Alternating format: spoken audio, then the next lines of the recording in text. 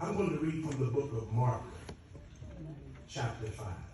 Gracious God, our Father, we come to say thank you for this opportunity, this hour. God, we ask that you will touch, heal, and deliver. Let minds be set free. Take out all of me and replace it with all of thee. In the name of Jesus. Sweet hour of prayer. Sweet hour of prayer that holds me from a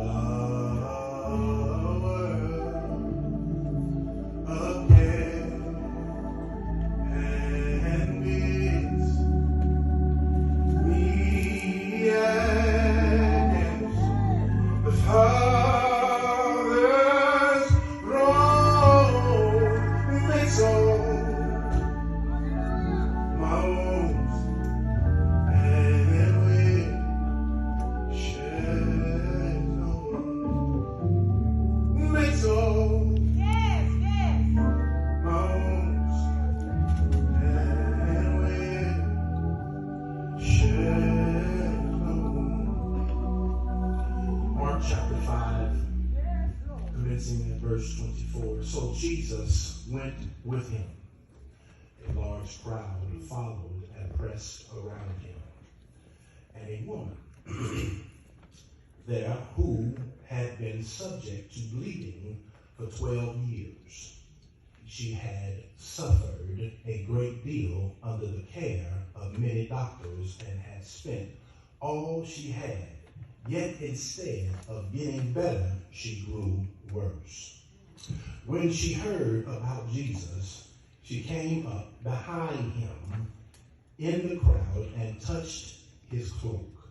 Verse 28 says, because she thought, if I just touch his clothes, I will be healed.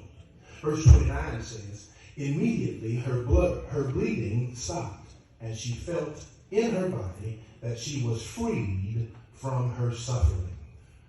At once, Jesus realized that the power had gone out of him. He turned around in the crowd and asked, who touched me? Who touched my clothes? You see, the disciples responded and said, you see these people around you pressing against you? Why would you ask who touched you? Verse 32 says, but Jesus kept looking around to see who had done it. Verse 33, then the woman, knowing what had happened to her, came and fell at his feet and trembled with fear, told him the whole truth. He said to her, daughter, your faith has healed you. Go in peace and be freed from your suffering. I want to tag this text, don't worry, your suffering is over. Do me a favor, look at somebody and say, your suffering is over. I don't want you to be not talkative. Talk with me. I promise you I'll let you go in just a brief moment. But I need you to talk back with me because there's a few things that I want to pull from the text. There's a few things that I want to pull from the text. The first thing that I want to talk about in the text is this woman.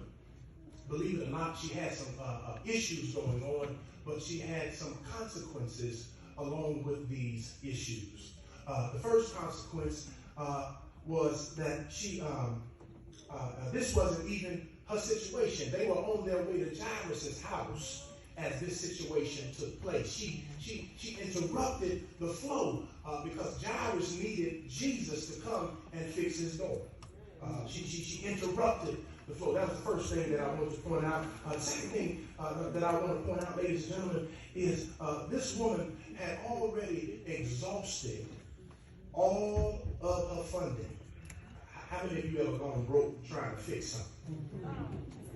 I'm coming down your lane. How many of you ever had exhausted all you had to fix something and still wasn't fixed right? Yeah.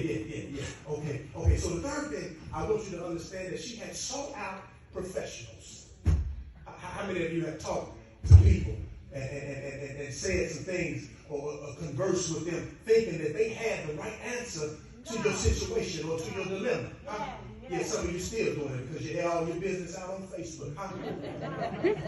Praise Christ. You got to stop going to folk that you think can handle stuff and start learning how to go to the Lord thy God. Because Facebook can't give you advice on something God can only fix. Okay. Y'all don't get that. Stop talking to Instagram. Let me talk to the people over here because they must be slow over here. Y'all got to act like y'all know what I'm talking about. Y'all stop telling all your business on Facebook. Okay. Let me talk to the family. Stop posting your next move on Facebook. Stop counting all your cash on Facebook. Stop letting everybody know how you're going to move and how you're going to direct your life. Okay. Y'all on TikTok. Yeah, I'm going to get all three of them. Facebook, Instagram. Now y'all TikTok.